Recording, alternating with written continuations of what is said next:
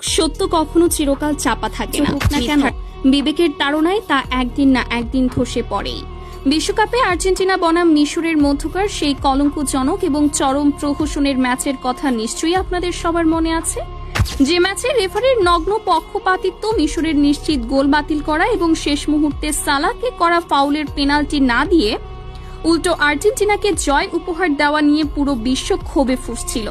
সেই চরম অবিচারের পর সবাই যখন রেফারির মুন্ডুপাত করছিল, তখন পর্দার পেছনের আসল সত্যটি ছিল সবারই অজানা। হ্যাঁ দর্শক, যে রেফারিকে পুরো দুনিয়া খলনায়ক হিসেবে চিনেছিল, তিনি আর নিজের বিবেকের কাঠগড়ায় নিজেকে ধরে রাখতে পারলেন না। শেষমেশ সামাজিক যোগাযোগ মাধ্যমে সরাসরি লাইভে এলেন সেই রেফারি। আর লাইভে এসে অঝরে কাঁদতে কাঁদতে তিনি এমন এক ভয়ঙ্কর এবং গা শিউরে ওঠা সত্য ফাঁস করলেন, যা শুনে আজ পুরো ফুটবল বিশ্বের ভিত কেঁপে উঠেছে। তিনি জানালেন আসল খলনায়ক তিনি নন, বরং তিনি ছিলেন দাবার গুটি মাত্র। লাইভ সম্প্রচার শুরু হওয়ার পর স্ক্রিনে যখন রেফারির মুখটি ভেসে ওঠে, তখন তাকে দেখে চেনার উপায় ছিল না। দুই হাত জোর করে কান্নাজড়িত কণ্ঠে তিনি পুরো মুসলিম বিশ্বের কাছে ক্ষমা চেয়ে তার স্বীকারোক্তি শুরু করেন। তিনি বলেন, আসসালামু আলাইকুম, আমি প্রথমেই আপনাদের সবার কাছে, পুরো বিশ্ববাসীর কাছে এবং বিশেষ করে মিশরের কোটি কোটি ভক্তের কাছে ক্ষমা চাচ্ছি। ওই দিন আমি মিশরকে হারাতে চাইনি। সালাহ বা মিশরের কোনো খেলোয়াড়ের প্রতি আমার ব্যক্তিগত কোনো আক্রোশ ছিল না, কিন্তু আমি ছিলাম অসহায়। আমাকে ওপর থেকে কঠোর নির্দেশ দেওয়া ছিল যে যেভাবেই হোক আর্জেন্টিনাকে জেতাতে হবে এবং মিশরকে হারিয়ে টুর্নামেন্ট থেকে বিদায় করতে হবে। তিনি কাঁদতে কাঁদতেই বলতে থাকেন কিভাবে ফুটবলের এই বিশ্ব মঞ্চকে একটি বাণিজ্যিক নাট্য মঞ্চে পরিণত করা হয়েছে। তিনি ফাঁস করেন যে ম্যাচের আগেই তার কাছে কর্তৃপক্ষের উচ্চ পদস্থ কর্মকর্তাদের কাছ থেকে কড়া বার্তা এসেছিল।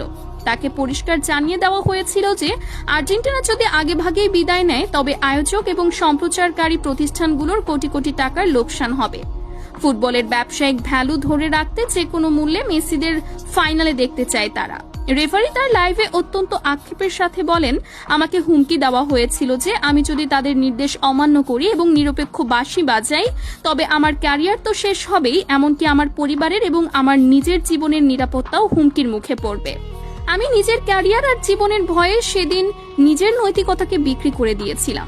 তিনি বলেন, দ্বিতীয়ার্ধে মিশর যখন দুর্দান্ত আক্রমণ থেকে গোলটি করল, আমার কানের এয়ারপিসে সাথে সাথে উপর মহল থেকে নির্দেশ আসে যে কোনো অজুহাতে গোলটি বাতিল করার জন্য।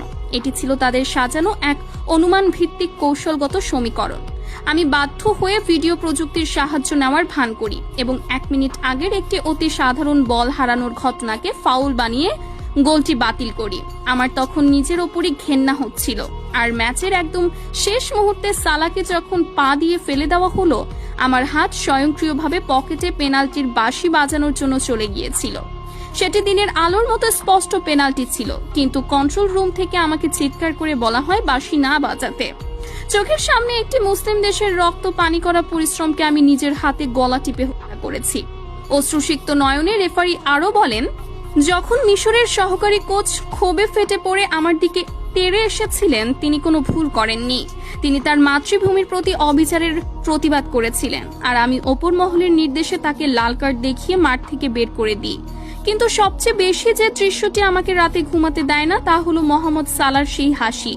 আমার এত বড় অবিচারের পর সালাহ যখন অসহায়ভাবে হাসছিলেন, তখন আমি বুঝতে পেরেছিলাম যে তিনি বুঝে গেছেন এই লড়াইটা প্রতিপক্ষের সাথে নয়, বরং এই দুর্নীতিগ্রস্ত পুরো সিস্টেমের সাথে।